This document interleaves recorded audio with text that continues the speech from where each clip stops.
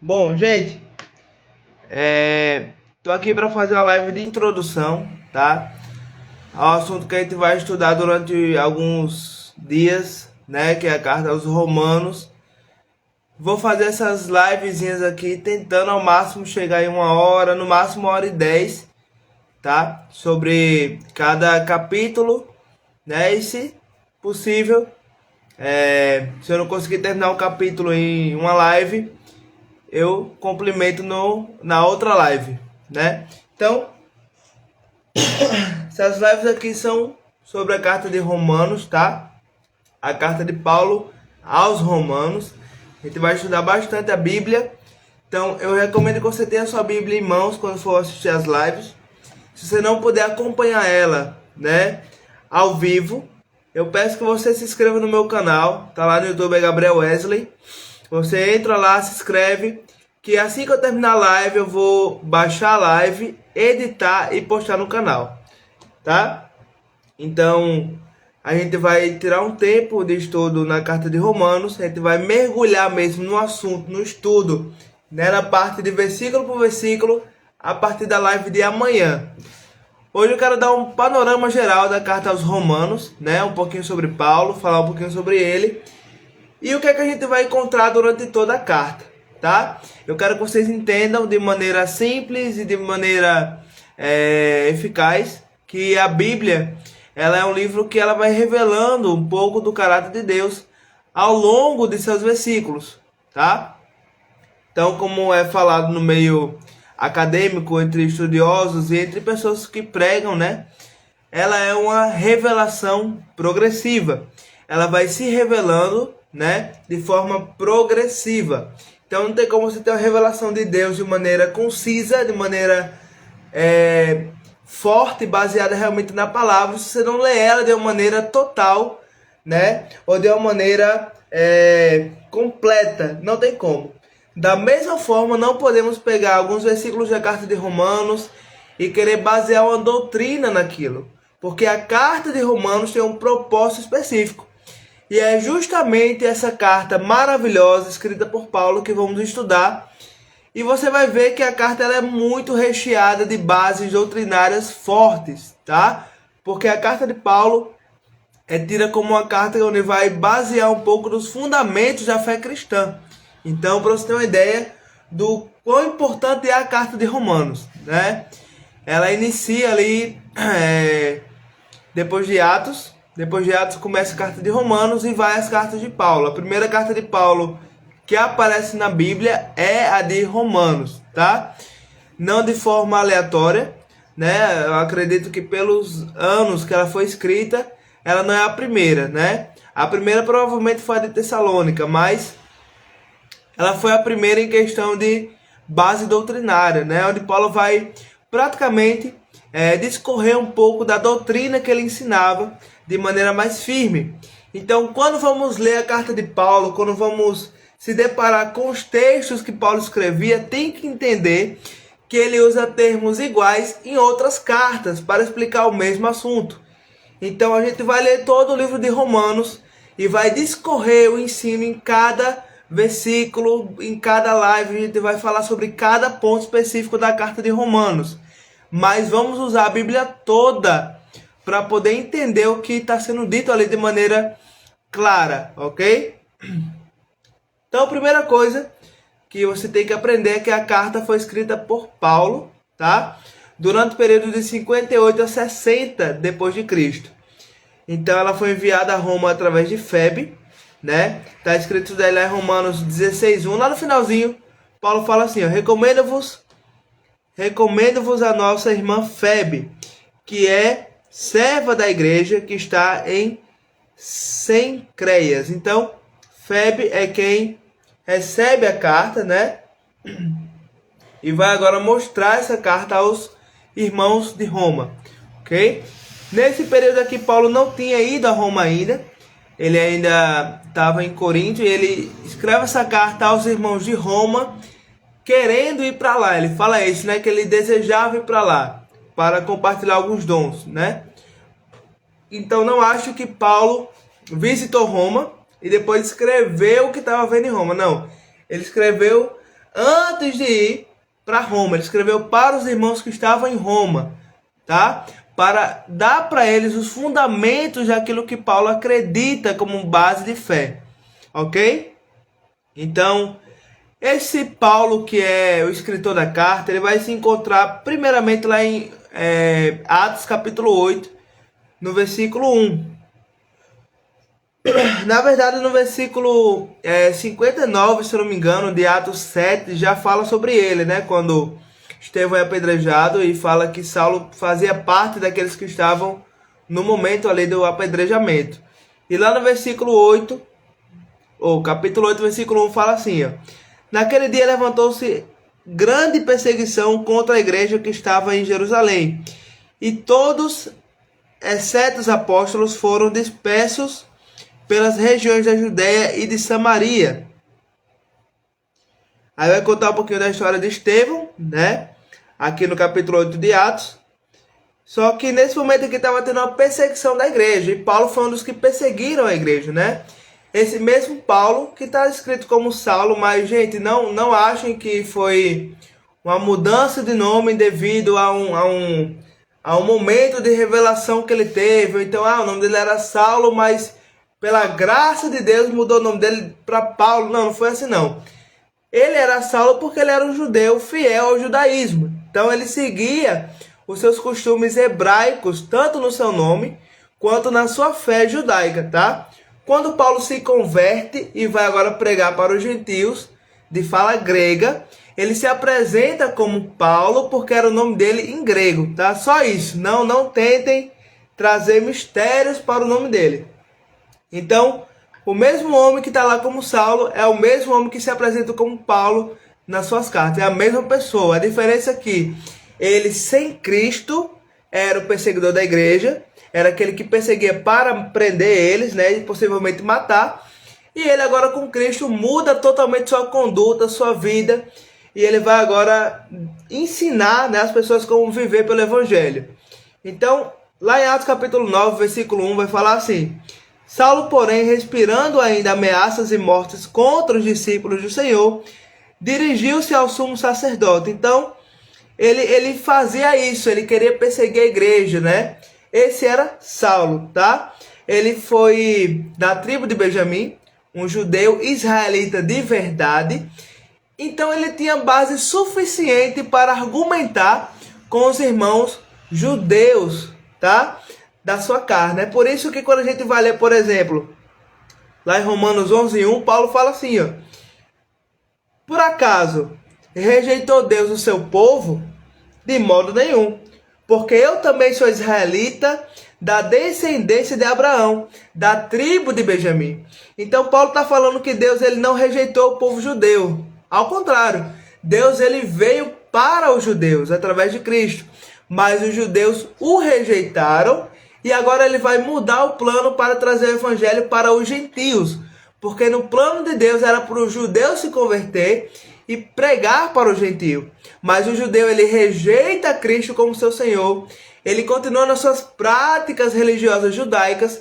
E eles simplesmente impedem o poder de Deus, a palavra, o agir de Deus, por causa das suas tradições. E agora Deus ele vai abrir um momento no tempo para a era da igreja, que é a era que a gente vive, tá?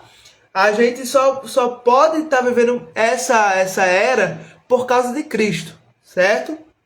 Porque Cristo ele agora vai para os gentios também, através de Pedro através de Paulo, de todos os apóstolos, né, da sua palavra de modo geral. Então, os gentios eles aceitam de bom grado a palavra de Deus, que os judeus já tinham rejeitado, e agora eles vão começar a viver debaixo da lei de Cristo. O que acontece? Quando Paulo ele vai argumentar sobre isso, ele vai escrever a carta de Paulo justamente para mostrar que a justificação, a salvação, o perdão dos seus pecados é através de Cristo. Porque pela história que foi desenrolando, os judeus era para ser o povo da aliança, o povo santo, o povo eleito, mas infelizmente, por eles terem rejeitado a palavra, eles agora perdem, né, o seu direito de estarem indo para o caminho da salvação, porque a salvação agora é por Cristo. é por aceitar, se arrepender e viver o evangelho de Cristo. Então Paulo vai argumentar falando, olha, Deus ele não faz acepção de pessoas. A justificação é pela fé em Cristo. Mas se vocês rejeitarem, vocês vão ser cortados do ramo, vão ser cortados da videira, né, verdadeira. Vocês vão ser cortados da árvore, né? Os galhos vão ser tirados. Se Deus não poupou nem os galhos originais, imagine nós os gentios. Então, Paulo ele vai argumentar que se você rejeitar a palavra, rejeitar a Cristo, infelizmente, você não tem como participar da salvação que é através de Cristo. Então, os judeus fizeram isso e Paulo vai mostrar na sua carta aos Romanos que os judeus perderam a bênção por terem rejeitado a Cristo. Então, queria dar só essa introdução aí sobre Paulo para entender, né, para a gente entender quem é que está escrevendo, né? Porque não adianta a gente apenas estudar o livro sem saber o porquê o autor estava escrevendo aquilo. Então, Paulo escreve a carta de Romanos para mostrar, ponto a ponto, a sua doutrina da salvação. Aquilo que ele cria como fundamento da fé cristã. Então, ele vai mostrar a salvação pela fé em Cristo. Ele vai mostrar a ira de Deus contra todos que pecaram. E ele vai mostrar que se o homem não se arrepender, a ira de Deus virá sobre ele, independente se ele for judeu, gentio. Então, a ira de Deus vem sobre todo aquele que peca. Ao judeu primeiro e depois ao gentio. Mas a salvação vem também para todos aqueles que creem. Ao judeu primeiro e ao gentio logo em seguida. A gente vai ler isso durante todo o nosso estudo da carta de Romanos. Não se preocupem, aqui é só a introdução para vocês entenderem sobre o que Paulo vai falar durante toda a sua carta, tá? Então a gente vai começar Romanos lendo o capítulo 1 e você vai ver que Paulo ele inicia, né, de forma simples, falando um pouco com os irmãos o que ele queria fazer. Visitar, compartilhar os dons, estar junto com eles, né? Ele vai se apresentar para eles, mostrar quem é ele, mostrar o que é que ele quer fazer, o propósito dele. Tudo isso daí ele vai falar no capítulo 1. E também no capítulo 1, Paulo vai mostrar e já vai começar abrindo, né, a sua doutrina a respeito da ira de Deus. Lá no versículo 18 ele fala assim: a ira de Deus se manifesta do céu contra toda a injustiça da humanidade. Então a ira de Deus ela é manifesta contra toda injustiça, tá? Deus ele não manifesta sua ira para os justos, para os seus filhos, para os salvos, né? Ele não manifesta sua ira para o seu próprio povo. Ele manifesta sua ira sobre toda a injustiça humana. Então, se o povo judeu, mesmo sendo povo da aliança, né, praticar a injustiça, infelizmente, a ira de Deus também vai vir sobre eles. Mas se o povo judeu se converter a Cristo, aceitar a palavra e viver debaixo do evangelho, a ira de Deus não é manifesta sobre ele. Porque a ira de Deus é manifesta sobre toda injustiça humana, tá? Então, vamos continuar aqui. De modo geral, a carta de Romanos tem 16 capítulos, né? Ele vai ser dividido mais ou menos assim, para a gente já entrar com um panorama, né, na nossa cabeça de como vai ser a carta de Paulo. Do capítulo 1 até o capítulo 4, né, se eu não me engano, o tema mais abordado vai ser a justificação pela fé e a ira de Deus sobre aqueles que estão em pecado e ainda não se converteram, tá? Então, do 1 até o 4, do capítulo 1 até o capítulo 4, é só a argumentação de Paulo em cima disso. Ele vai citar Abraão, ele vai citar o povo judeu, ele vai falar sobre o judeu que diz ser judeu, mas não é judeu de verdade, porque não se converteu. Ele vai falar sobre pessoas que por natureza, né, porque aceitaram o evangelho, agora sua natureza muda, e por natureza se fazem servidores de Deus através daquilo que eles aprenderam com Cristo. Ele vai falar tudo isso daí no capítulo entre o 1 e o 4. Quando chega no capítulo 5 de Romanos, Paulo agora ele vai entrar no assunto de Adão e Cristo. Ele vai mostrar que o homem, Adão, né? O homem Adão, através dele o pecado entra no mundo, tá? Lá no versículo se eu não me engano, 17, 16 por aí, do capítulo 5, ele fala justamente isso. Ele fala, através de um homem entrou o pecado e a morte no mundo, mas através de um homem também entrou a justiça, né, e a paz. Então, o que é Cristo, né? Então, ele vai dar um panorama entre Adão e Jesus. Ele vai mostrar que Adão, ele deveria ter feito a coisa certa, mas não fez. Mas Cristo veio para restaurar aquilo que Adão perdeu, tá? Então, a gente vai aprender através de Paulo que em Cristo a gente consegue a restauração da nossa aliança com Deus, da nossa reconciliação, da nossa comunhão. E o versículo 6, ele vai bater de frente com a questão da prática do pecado, né? Porque a gente sabe que como cristãos não precisamos, não é uma coisa nossa, tá? O crente, ele não precisa viver debaixo do pecado para continuar sendo crente. Ele vai argumentar isso no capítulo 6 todinho, ele fala sobre isso. Ele já começa falando, né, no versículo 1, ele fala assim: por acaso iremos pecar para que a graça aumente?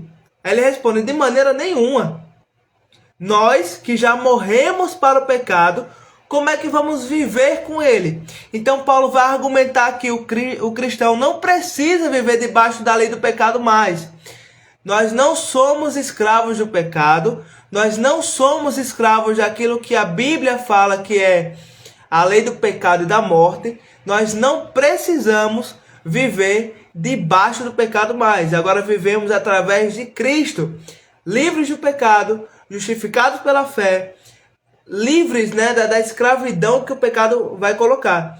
Aí quando chega no capítulo 7 de Romanos, Paulo vai continuar, né, falando debaixo desse parênteses que ele abriu. Porque do capítulo 1 até o 4 é um tema. É a justificação pela fé. No capítulo 5, 6, 7 e 8, ele abre um parêntese para falar sobre a lei do pecado, a lei de Cristo e a nova vida com ele. Aí quando chega no capítulo 9, ele volta a falar daquilo que ele estava falando no capítulo 1, 2, 3 e 4, que é a justificação pela fé. E o capítulo 9, pelo incrível que pareça, né? Pelo incrível que pareça, o pessoal bota na cabeça que o capítulo 9 fala totalmente contrário ao que Paulo estava falando lá atrás. O pessoal lê Romanos 9, aí fala, pronto, agora Paulo ficou doido. Agora Paulo mudou a mente dele. Eu acho que Paulo se converteu só no capítulo 9. Porque o pessoal pega o capítulo 9 e lê exatamente ao contrário do que Paulo está dizendo. Por que isso? Porque eles não estão acostumados com esse tipo de leitura que o autor apresenta, que é apresentando uma base doutrinária firme, e ele abre um parêntese para explicar uma coisinha simples, que é a lei do pecado e a lei da vida, tá? Esse parêntese que Paulo abre entre o capítulo 5 e o capítulo 8, não é para lhe confundir, é para ele dar mais base ainda, que a vida com Cristo é uma vida que não deve ser escrava do pecado. Somente isso, tá? Então, no capítulo 5 ele fala sobre isso. O 6 ele bate de frente com a questão da prática do pecado. A graça não veio para permitir o seu pecado, ela veio para tirar, santificar.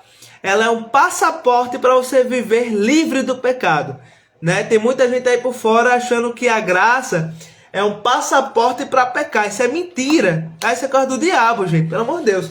A graça não é um passaporte para pecar. A graça é um passaporte para você viver livre do pecado, certo? Porque a graça ela vai fortificar, fortalecer, santificar, lhe deixar consciente da sua vida cristã. Então, capítulo 6, ele fala sobre isso. Capítulo 7 é um dos capítulos mais interessantes da carta de Paulo também. Porque Paulo ele vai mostrar... Deixa eu desligar aqui esse negócio. Mensagem, pronto. Porque Paulo vai mostrar no capítulo 7, exatamente no capítulo 7, ele vai mostrar a diferença de você estar debaixo da lei de Moisés, e debaixo da lei de Cristo, tá? Ele vai mostrar no capítulo 7 todinho como era a vida dele debaixo da lei. E é justamente aí que ele fala: miserável homem que sou, né? Eu tento fazer o bem, mas eu só faço o mal. Ele fala coisas que parece que o que ele falou no capítulo 6 não tem nada a ver com o que ele falou no 7. Mas é porque o pessoal não entende, é por isso que o estudo completo da carta de Romanos é importante. Para a gente entender essa linha de raciocínio que ele está fazendo. O 6 ele fala sobre a vida sem pecado. A vida com Cristo é sem pecado. No 7 ele vai mostrar que a lei de Moisés não conseguia fazer aquilo que a lei de Cristo consegue. Então o que é que Paulo vai mostrar? Paulo vai fazer o seguinte: olha, gente, eu tive um tempo, quando você for ler o capítulo 7, a gente vai ler junto, não se preocupe. Você vai ver isso. Teve um tempo que eu vivia sem lei e não conhecia o pecado. Olha só que interessante, Paulo falou, não conhecia o pecado. Mas, vindo a lei me dizendo não cobice, eu fui lá e cobicei. A lei me apresentou ao pecado, mas foi o pecado que, usando a lei, me enganou e me matou. Como é que Paulo fala que o pecado matou ele, se ele estava escrevendo a carta de Romanos? Porque ele morreu de forma espiritual. Então Paulo vai falar com todas as letras que antes ele estava vivo, depois ele morreu espiritualmente. Depois ele vai nascer de novo em Cristo. Por isso que a palavra novo nascimento só faz sentido quando você entender que o homem um dia morreu por causa do pecado. Tá? Então, Paulo vai argumentar que a lei de Moisés não consegue tirar o homem do pecado. Ela só vai apresentar o pecado para o homem. A lei não é algo ruim, tá? Ele fala isso, a lei é boa, santa, é agradável. Porém, a lei não tira seu pecado. A antiga aliança não vai lhe ensinar a viver sem pecado. Ao contrário, ela vai aumentar o nível para você ter uma vida totalmente baseada em religiosidade, tá? A lei de Moisés, ela lhe deixa mais religioso do que cristão, tá? Então, por isso que existe a lei e a graça, tá? Cristo, ele trouxe a graça, a possibilidade de viver debaixo da nova aliança, certo? Da maneira correta. Cristo vai lhe ensinar a viver sem pecado. A lei só vai mostrar o que é o pecado. Então tem uma diferença aí. No capítulo 8, Paulo vai falar sobre a lei de Cristo anular a lei do pecado. Certo? Ele já começa falando isso no versículo 1. Que o pessoal canta, acha bonito. Mas realmente, tem muita gente que não entende o versículo 1. Quando Paulo fala que agora nenhuma condenação há para aqueles que estão em Cristo Jesus. Esse agora significa que o que ele estava falando antes, certo? Não tem nada a ver com o que ele vai falar depois. Esse agora que ele usa no início do versículo é como se ele dissesse assim: olha, minha vida antes era daquele jeito, mas agora com Cristo é totalmente diferente.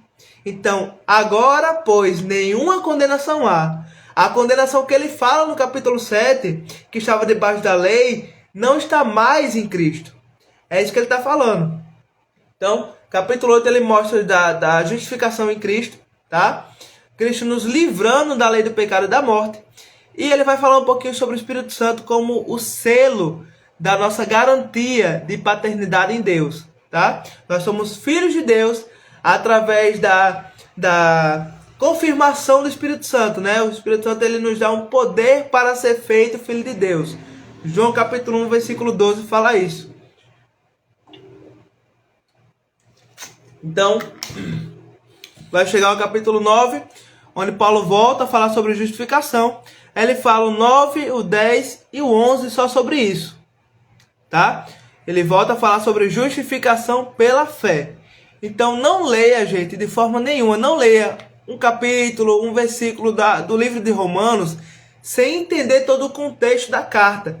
Porque você pode se confundir. Você pode achar que Paulo está falando uma coisa que não tem nada a ver uma coisa com a outra. Mas ele está criando uma linha de raciocínio. Ele está falando inspirado pelo Espírito Santo sobre algo muito importante, que são os fundamentos da fé cristã. Capítulo 12, 13 e 14, Paulo vai entrar um pouquinho sobre a lei da nova aliança. Ele vai lhe ensinar a renovar sua mente, né? E renovar a mente seria reorganizar seus pensamentos, reorganizar aquilo que você acredita, pensa e já ouviu falar sobre Cristo. É você renovar a sua mentalidade, tá? Tem muita gente que está há anos na igreja escutando algo que mais prende do que liberta. Então Paulo vai ensinar você a renovar o seu entendimento. Porque tem coisas que tá na Bíblia e o pessoal simplesmente não lê como tá lá. O pessoal coloca algo acima, né? Opa, eu vou ler aqui o texto, mas peraí. Eu vou pegar esse texto aqui, vou fazer todo um malabarismo aqui para caber na minha ideia, para que eu possa ensinar do jeito que eu quero. Tem muita gente que faz isso. E a gente tem que ter o coração humilde para aceitar a palavra como ela é. E não seguir aquilo que pessoas vão falar sobre ela, mas confirmar nas escrituras, tá? A gente deve ser como os bereanos, né? Que escutava Paulo, olha só, os bereanos escutavam Paulo pregar e eles iam confirmar nas escrituras se estava certo. Paulo que foi pra gente um dos grandes apóstolos de Cristo, mas eles fizeram isso e foi considerado uma atitude nobre. E a gente hoje deixa de fazer isso porque a gente considera tanto homem de Deus que acha que ele não pode errar na interpretação. Gente, pode, gente. Todo mundo pode errar na interpretação, todo mundo pode errar naquilo que está dizendo. Isso é comum de acontecer. O importante é a gente ter humildade para reorganizar nossas ideias, renovar nossa mente, que é o que Paulo fala lá em Romanos 12. Romanos 13 ele fala um pouquinho sobre a prática da autoridade e da submissão. Romanos 14 ele fala sobre o Evangelho de Cristo. E ele vai resumir no versículo 17, se eu não me engano, falando que o Evangelho não é comida, nem bebida, mas é paz, justiça e alegria no Espírito Santo, tá? Ele fala sobre a questão de comida, o que não comer, o que comer, viver pela fé. A fé, ela lhe deixa descondenado de certas coisas, porque se você crê que pode, né, comer certas comidas, você vai lá e come. Mas se você não crê, ou se tem algum irmão que não crê, para não escandalizar, é bom que não coma. Então, tudo isso aí ele vai ensinar no capítulo 14, capítulo 15 também. E no capítulo 16, né, que é chamado de doxologia, Paulo vai finalizar, Paulo vai encerrar a sua carta com as considerações finais. Então, você vê que tem muita coisa para aprender na carta de Romanos. Tem muita coisa para a gente ouvir, para a gente ler, para a gente examinar. E é importante que a gente faça isso de maneira anotada, tá? Por quê? Para a gente ir lembrando do que a gente está estudando. Uma coisa que é importante você saber é que quando você escuta, né? Talvez você lembre. Quando você escuta e anota, você aprende, ok? Você não apenas lembra, você aprende aquilo. Quando você aprende, você consegue lembrar de maneira mais fácil, porque tá dentro de você. Você aprendeu aquilo. Mas se você for tentar só lembrar, só tentar decorar o que está sendo dito, ou o que está sendo escrito, você não consegue. Porque a Bíblia não foi feita para ser decorada. Foi feita para ser vivida e aprendida, né? Praticada. Então a gente vai aprender tudo isso na carta de Romanos, tá? Eu não vou conseguir fazer isso hoje, não tem como pregar a Bíblia toda numa noite só. E eu entendo isso. Por isso que a gente vai começar o capítulo 1 apenas amanhã. Hoje foi a introdução. Eu vou ver se eu consigo baixar para postar no canal do YouTube. Então, para vocês que estão aí, para vocês que estavam acompanhando, uma boa noite a todos, tá? Um abraço, um grande beijo, né, com ósculos santos, como Paulo vai falar também. Que vocês fiquem em paz, tenham uma boa noite e que vocês leiam sua Bíblia constantemente, tá? Então, vou estar encerrando a live por aqui. Vou salvar esse vídeo e postar no meu YouTube. Então, quem quiser ver depois, né, os resumos de cada capítulo para anotar, pode ver lá também. Porque eu sei que eu falo um pouco rápido, até porque a gente não tem muito tempo. E já vai dar meia-noite, né? Tem gente que quer dormir, principalmente eu. Então eu entendo isso, tá? Eu vou estar encerrando por aqui. Tenham uma boa noite, fiquem na paz e até amanhã.